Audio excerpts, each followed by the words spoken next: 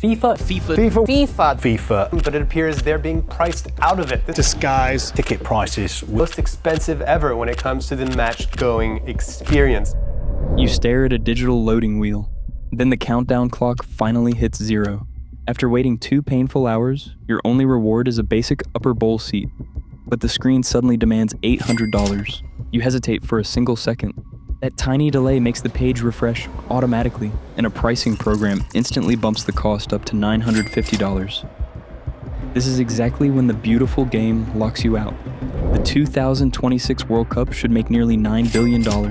Organizers built the event to drain cash from wealthy companies, which means everyday sports fans are completely pushed out of the stadiums. They pulled the best lower bowl sections from the public ticket lottery.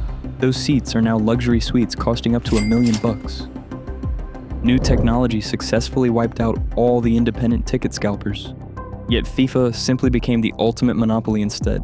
Now a massive ticket market crash is triggering serious state investigations. Lawsuits are exposing a huge bait and switch scheme. Rich people bought the best views while normal taxpayers funded the actual stadiums. This is a massive financial heist hiding in plain sight. 8 years ago, organizers sold the public a dream. They promised the most accessible sporting event in history. The official pitch claimed tickets would cost just $21. Working fans believed they could finally afford to attend. But that early promise was a complete trap. The governing body expanded the tournament to 48 teams. This created a massive schedule of 104 matches. Executives framed the move as a global celebration of inclusion, yet the real reason was pure corporate math. More games simply meant more premium tickets to sell.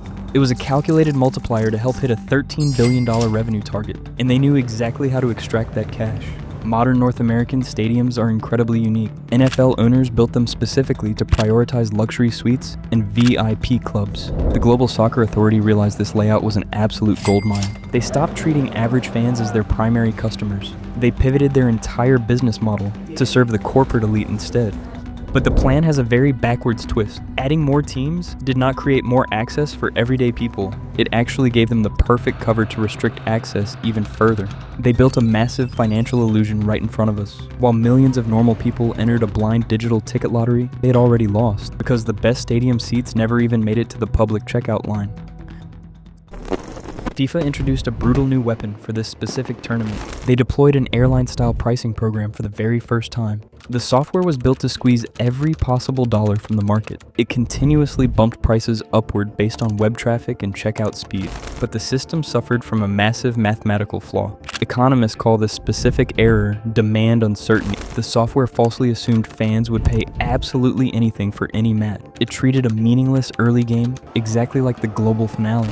This aggressive coding pushed base tickets past $800. One standard seat to the New York final peaked near $11,000. Fans were absolutely furious. Yet algorithmic gouging was actually only half the trap. The real financial heist happened entirely behind closed doors. Historically, the Soccer Authority sold luxury rights for a massive upfront flat fee. They handed the financial risk to a vendor and simply walked away. But they changed the rules for North America. They partnered with an elite firm called On Location. This created a highly lucrative revenue sharing model instead of a flat fee. That specific contract change mathematically doomed the working class fan. The governing body now took a direct cut of every single luxury suite sold, which meant they wanted to cannibalize their own general ticket inventory. Every lower bowl seat pulled from the public lottery became a goldmine. It instantly transformed into a $70,000 VIP lounge. Organizers successfully grabbed over 500,000 tickets just for corporate guests. They walled off the absolute best stadium sightlines to maximize their shared payout. This was never an accident of unprecedented high demand. It was a deliberate plan to eliminate the everyday supporter. Rich elites bought the premium views while normal fans got the scraps. And the primary checkout line was just the very first scam, because they also completely rigged the secondary ticket market. The Soccer Authority pushed a massive public relations narrative. Executives claimed they wanted to protect you from independent ticket scalpers. They eradicated traditional paper tickets entirely. Organizers introduced a closed digital system instead. A ticket cannot leave their specific mobile application. This technological victory sounded genuinely great for the everyday fan. But eliminating outside scalpers was just a calculated distraction. The governing body simply built an absolute monopoly over the market. They became the exclusive scalper of their very own tournament. If a fan needs to alter travel plans, they must use the official exchange platform.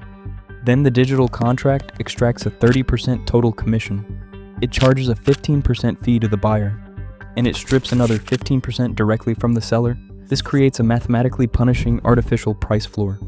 Breaking even on a $1,000 ticket requires listing it for nearly $1,200. The platform turns every fan transfer into a lucrative secondary revenue stream. But extreme greed eventually broke the machine. By June of 2026, ticket demand collapsed entirely. Over 170,000 tickets flooded the official resale marketplace. Prices for early group matches plummeted 20%.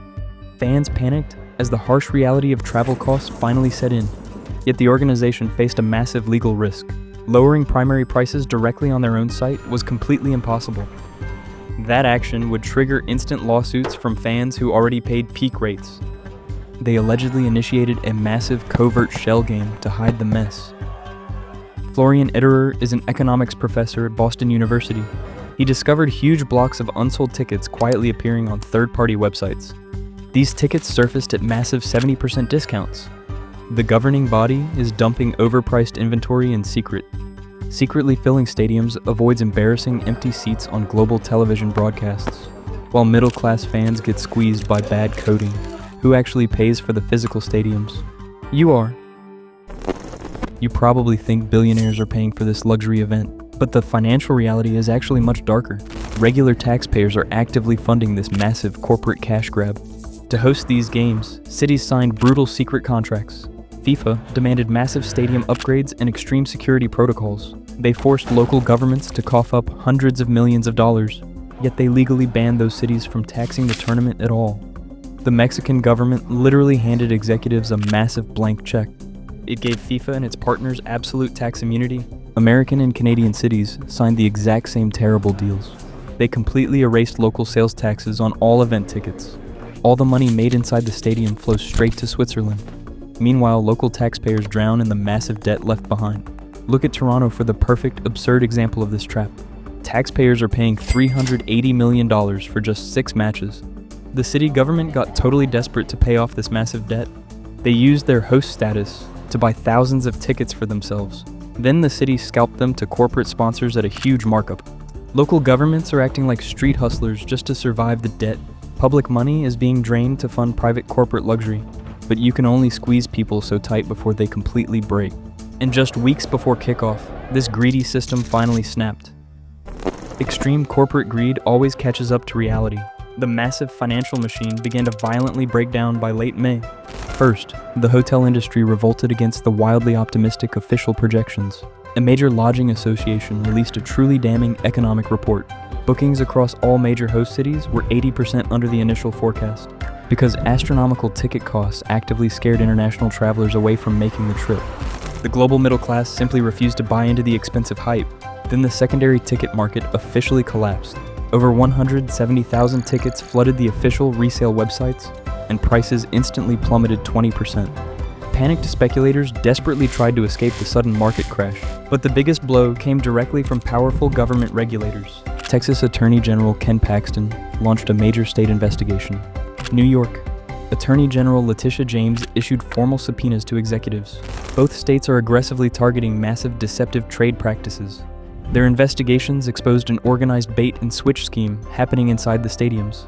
Fans paid premium prices hoping for prime seats in the lower bowl, but the algorithm changed the stadium maps right after the purchase went through. It forced everyday consumers up into the cheap upper decks instead.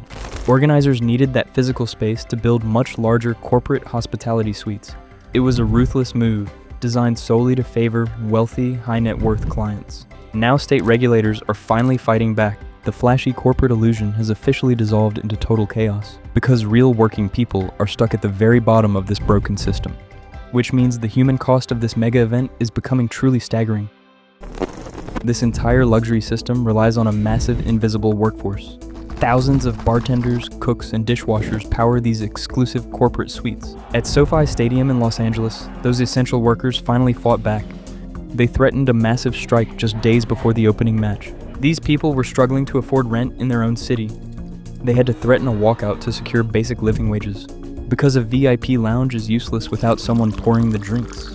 The beautiful game used to belong to absolutely everyone. But this tournament proves the global soccer economy has completely mutated. Modern stadiums are no longer built to unite everyday local fans. They are extraction machines designed to serve the corporate elite. If you want to watch your country play in person, you better be prepared to pay the corporate tax.